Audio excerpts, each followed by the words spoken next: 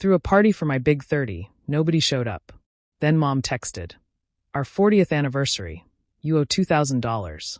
Stick with me while I share my story, and if it touches you, don't forget to support our channel by hitting that subscribe button, dropping a like, and sharing it with the people you care about." The day I turned 30, I thought I was finally going to feel celebrated, not just needed. I'd spent most of my 20s working double shifts as a nurse, sending money home whenever Mom or Dad had an emergency, or when my younger sister Madison needed help getting through college. So, for my 30th birthday, I decided to do something different, something for me. I booked a cozy little restaurant in downtown Minneapolis, decorated it myself with soft lights and sunflowers, my grandma's favorite. I sent invites to my whole family, Mom, Dad, Madison, even my aunt who never replies. I ordered a cake that said, "Cheers to 30 years, Claire," and reserved a long table big enough for everyone. By 6 p.m., I was there early wearing my new blue dress, heart racing with excitement. I imagined Mom teasing me for going overboard, Dad raising a toast, Madison taking a dozen pictures for Instagram. But minutes turned into hours. One by one, the candles on my cake melted down. I kept refreshing my phone, waiting for a running late text that never came. By 9 p.m., the only people in the restaurant were me and the waiter cleaning up the bar. I smiled awkwardly and told him to pack up the cake to go. Then my phone buzzed. Finally, I thought. But it wasn't an apology or even a happy birthday. It was from Mom. "Don't forget your $2,000 for our 40th anniversary cruise." Madison already sent hers. I froze. My throat tightened, and the tears I'd been holding back all evening finally spilled. Not a word about my birthday. Just another demand for money. I stared at that message in disbelief, the reality sinking in. I wasn't family, I was their ATM. I sat there in that empty restaurant, surrounded by decorations I'd put up myself, and made a quiet promise. This time, I wasn't going to cry and move on. I wasn't going to keep paying for their love or pretending I didn't notice how unfair it was.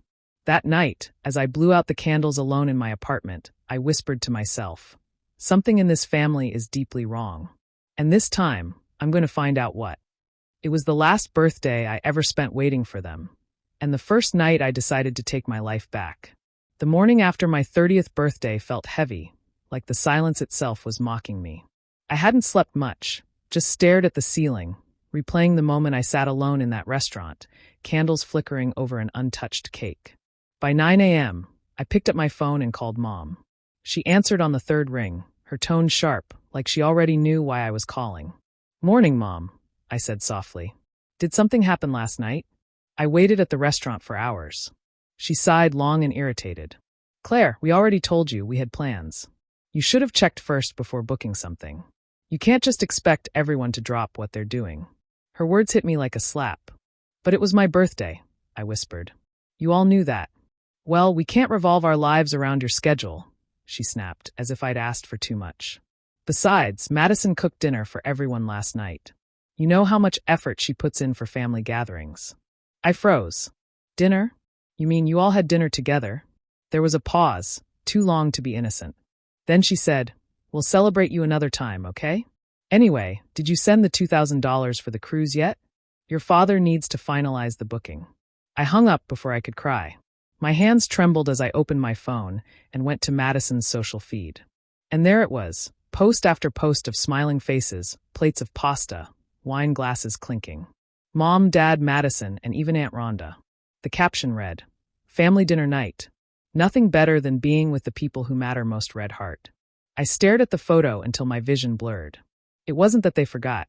They had deliberately left me out. I thought back to when we were kids. Mom always called Madison the sunshine of the house. I was the one who got up early to help Dad with chores, who skipped parties to work shifts at the diner so we could pay rent. Madison, meanwhile, crashed cars, failed classes, and still got a new phone every Christmas. I was the responsible one, the one they could rely on but never praise. I remembered the nights in high school when the lights almost got cut off, and I slipped $200 from my savings onto the kitchen counter so Mom wouldn't worry. She never asked where the money came from. She just told me, "That's what family does, we help each other." But it was never them helping me. As I scrolled back through Madison's timeline, I saw it all. Trips I wasn't invited to, birthdays I wasn't tagged in, gifts I'd paid for but never received credit for. Something in me hardened that morning. I wasn't just hurt, I was done being blind. That text about the $2,000 wasn't just greed. It was entitlement built on my silence. And for the first time, I decided to stop being quiet. I was going to find out just how deep this betrayal ran. And this time, I wouldn't let them hide behind the word family. The next call came 2 days later, right as Claire was heading home from a 12-hour hospital shift. Her phone buzzed with Mom flashing across the screen. For a second, she considered letting it ring out. But habit won.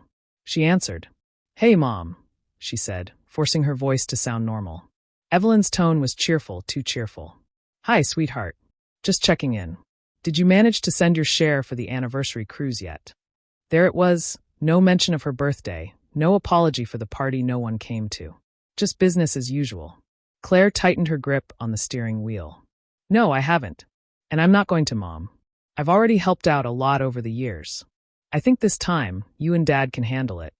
The other end of the line went quiet for a beat, then Evelyn's voice dropped its sweetness like a mask falling. "Excuse me? After everything we've done for you? You're really going to make us look bad in front of the family? Claire, don't embarrass us." Claire blinked. "Embarrass you? By not giving you money." "You know how this family works," Evelyn said sharply. "Everyone contributes. Madison already paid her part, and your father's counting on you. Stop acting like a stranger." Claire felt her chest tighten. "You mean stop acting like someone who finally set a boundary?" Before Evelyn could respond, another voice joined the call, Madison. "Claire, come on. You know Mom and Dad count on you. You make good money, and it's just $2,000. Don't be selfish." Claire almost laughed. "Selfish?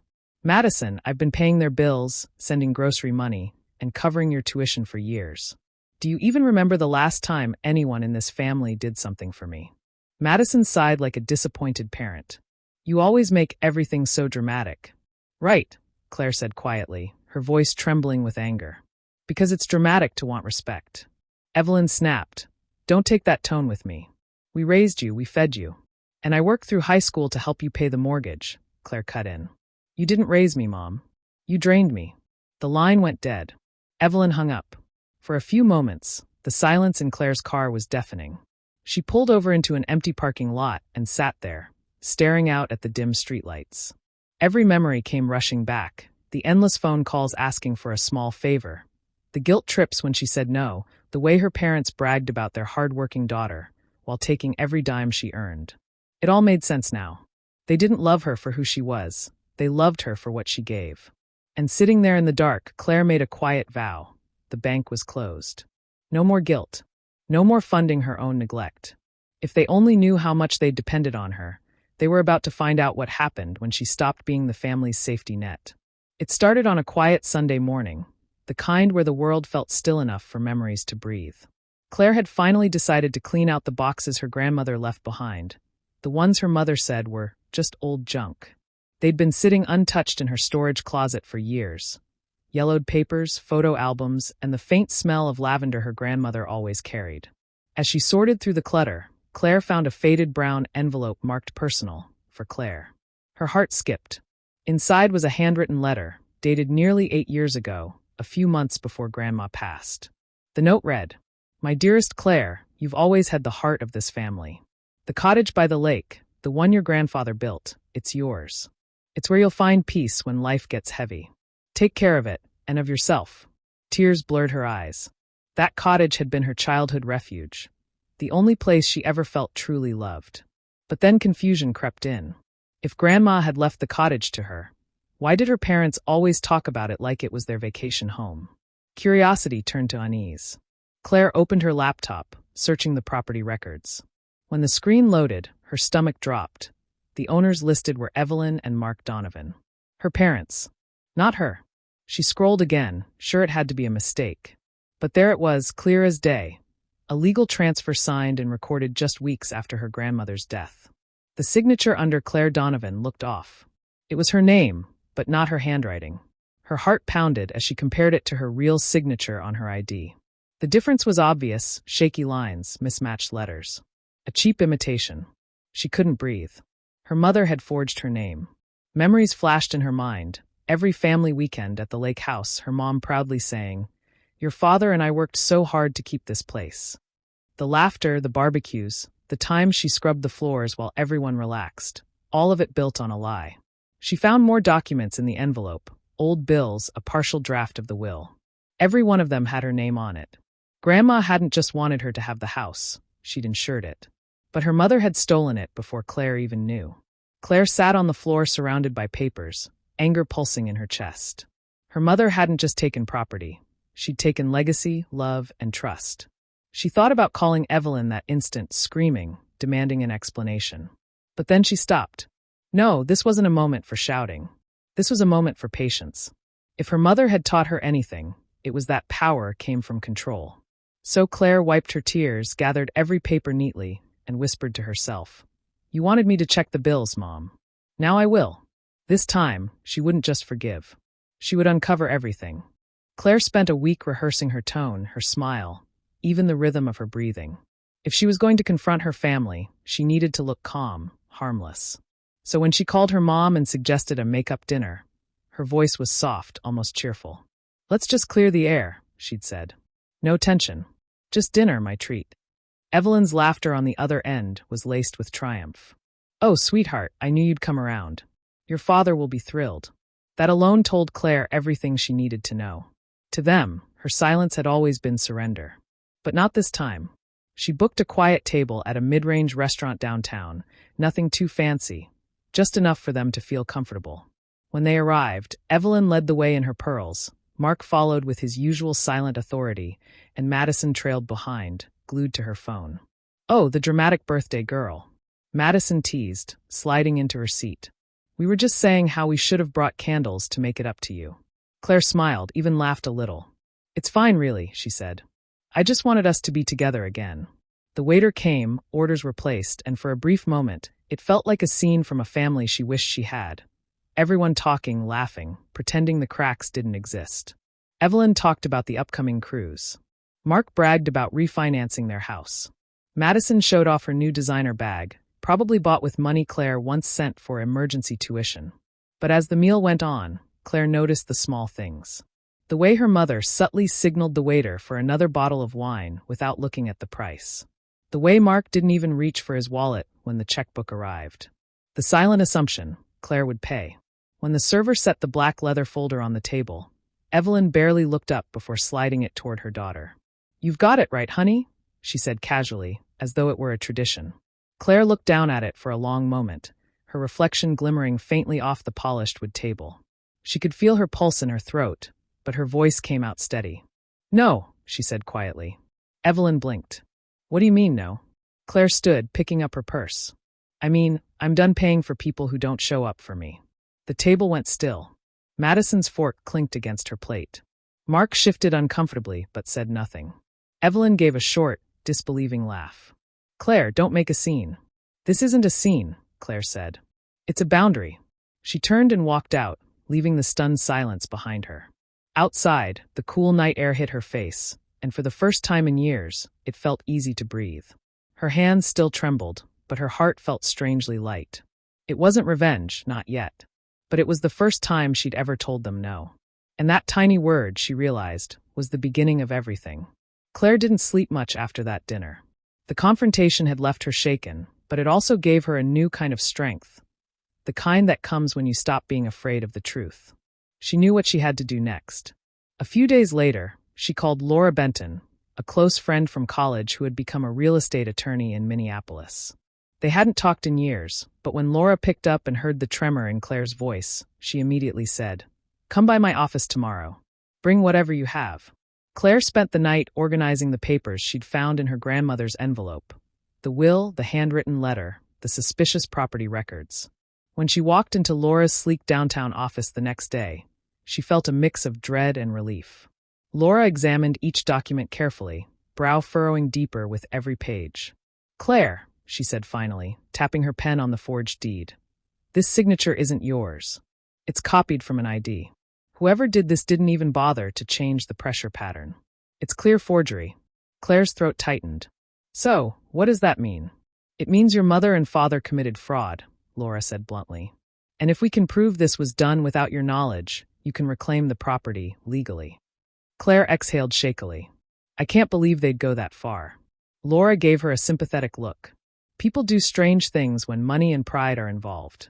But if you want justice, you'll need evidence. Every text, every transfer, every time they've taken advantage of you, gather it all. We'll build your case from the ground up. That night, Claire sat at her kitchen table with a cup of coffee and her laptop open. One by one, she started scrolling through years of messages. Every, can you help us with the mortgage this month? Every, your sister's in trouble again, we'll pay you back. Every digital receipt that told a story of guilt, manipulation, and control. The more she dug, the angrier she became. Not just at them, but at herself for allowing it for so long. Her phone buzzed again. It was her mother. Evelyn. Just checking if you've sent your $2,000 yet. Don't wait until the last minute. You know we depend on you. Claire stared at the screen, then opened a new folder on her laptop titled Evidence. She took a screenshot and saved it. Each message, each record, each little reminder of how they used her. She stored them like bricks in a wall she was building around her heart. Over the next week, she compiled bank statements, wire transfers, even voice notes where her mother guilt her for not being grateful. By the end of it, Claire had hundreds of files neatly organized and labeled. And as she looked at the growing stack of proof, she whispered, almost to herself, "You wanted a perfect daughter, Mom. You raised a nurse. But now, you're going to meet the investigator you created." The game had changed. The silence was over. Claire crafted her trap with the patience of someone who had spent years being underestimated. The act began with a trembling voice over the phone, softened by fake guilt.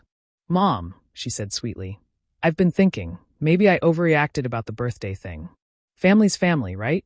Evelyn's tone shifted instantly from cold to syrupy. "Oh, sweetheart, I knew you'd come around. We were just talking about how you always do the right thing. You're my good girl." The words made Claire's stomach tighten, but she kept her voice steady. "I just want us to have a nice anniversary trip. I'll even help with the cruise deposit. Just text me the account details, okay?" Evelyn practically glowed through the phone. She went on and on about how this cruise will heal the family, and how your father and I deserve a little luxury after all we've been through. When the message finally came through with the account information, Evelyn added a little brag. "Got us the suite with the balcony. Family deserves the best." Claire smiled bitterly at her screen. For the first time in years, she didn't feel like the daughter begging for love. She felt like the woman who had just found her power. Within minutes, she forwarded the details to her lawyer. The message was short and precise. Subject, fraud evidence. Body. Here's the bank information linked to the forged deed. Proceed. The next 48 hours were a quiet storm. The lawyer coordinated with the fraud division of the bank, attaching the forged will, the falsified property transfer, and evidence of previous unexplained withdrawals from Claire's accounts. Everything was meticulously documented. Then came the silence, that deep, electric kind of quiet that always comes before a reckoning. At 7:14 p.m. on a Wednesday, Evelyn called. Her voice was shrill, cracking under strain. "Claire, what did you do?" "The bank froze our accounts. We can't access a single cent." Claire leaned back on her couch, the city lights painting soft reflections across her glass of wine. "Oh, that's strange. Maybe it's just a mix-up. You should talk to your bank, Mom." Mark got on the line next, furious. "Do you realize what you've done? We had that cruise booked." "Did you?" she replied calmly. "I thought you said family always comes first. Maybe it's time the bank learns that too." Madison called moments later, her voice full of venom. "You're ruining everything, Claire. You think this makes you better than us?" Claire exhaled slowly, her tone flat but final. "No, Madison. I don't think I'm better. I just finally learned what I'm worth." She ended the call, muted her phone, and stared at the lake photo hanging on her wall, her grandmother's cottage. The house that was always hers. The trap had been sprung. For the first time, Evelyn's world, built on guilt and greed, was collapsing, and Claire didn't lift a finger to save it. It didn't take long for the whispers to begin. In the small Michigan town where the Donovans had lived their entire lives, news spread faster than wind through pine trees. By the end of the week, everyone knew Evelyn and Mark Donovan's accounts had been frozen, their cruise canceled, and their mortgage under review. The once respected couple who bragged about their successful daughter were now humiliated, fielding questions they couldn't answer. Mark stopped going to the golf club. Evelyn wore oversized sunglasses to the grocery store. But behind closed doors, the fire was raging, and Claire was the target. The confrontation came on a Sunday. Evelyn stormed into Claire's apartment, dragging Mark behind her. "You've destroyed this family," she screamed before the door even closed. "Do you realize what you've done to us? After everything we've given you." Claire stood in the kitchen, arms crossed, face calm but eyes sharp. "Given me," she echoed. "You mean guilt-tripped me into paying for everything you didn't want to handle?" Mark slammed his hand on the counter. "We're your parents, Claire. You owe us respect." "Respect?" she repeated, her voice rising for the first time. "I paid for your mortgage when Dad lost his job. I covered the property taxes every single year on Grandma's cottage, the one you stole from me. I even helped pay Madison's college tuition while you two took vacations. And you call that respect?" Evelyn's face turned red. "You're ungrateful. We raised you. No, you used me." Claire cut in, her tone shaking with years of buried hurt. "Every birthday, every holiday, every time I said no, you found a way to make me feel small. Like love was something I had to buy to earn my place in this family." Madison, who had been quiet until then, finally spoke, her voice trembling. "Claire, stop. Please. Mom, Dad, she's right." Evelyn's head snapped toward her younger daughter. "What did you just say?" Tears filled Madison's eyes. "I always knew you left her out. I knew Grandma wanted her to have the house. I knew you took it. But I didn't say anything because I wanted you to love me." The silence that followed was heavy, the kind that presses down on every chest in the room. Claire stared at her sister, stunned, the anger draining slowly into something colder, understanding. "You knew," she whispered. "And you still smiled in my face all these years." Madison sobbed. "I'm sorry. I was scared. You don't know what it's like trying to please them." "I do," Claire said softly. "That's the problem. I know exactly what it's like." She stepped past her parents toward the door, voice steady now. "You can all live with the mess you made. I'm done cleaning up after you." Evelyn called after her, voice cracking with rage and desperation. "Claire, don't you walk out that door." But she already had, and this time she didn't look back.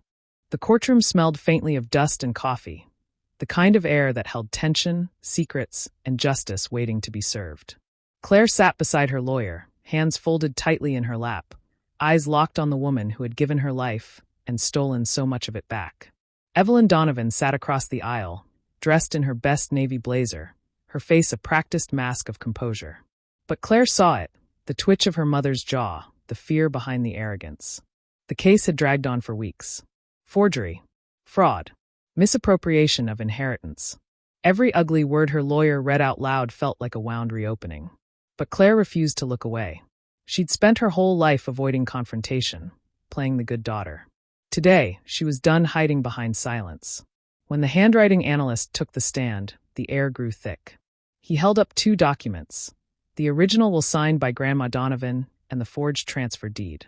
"These signatures," he said, pointing with a laser pen, "are identical in slant and loop structure. The second document, however, shows traced pressure points consistent with forgery. The forger used a copied signature template from an older document." Claire didn't breathe. Then the analyst added, "That older document was a driver's license belonging to Miss Claire Donovan." The courtroom erupted in whispers. Evelyn stiffened but said nothing. Claire's lawyer rose and displayed printed emails.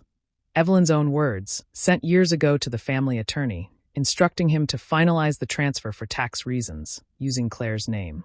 The judge adjusted his glasses. "Mrs. Donovan, do you have any explanation for this?"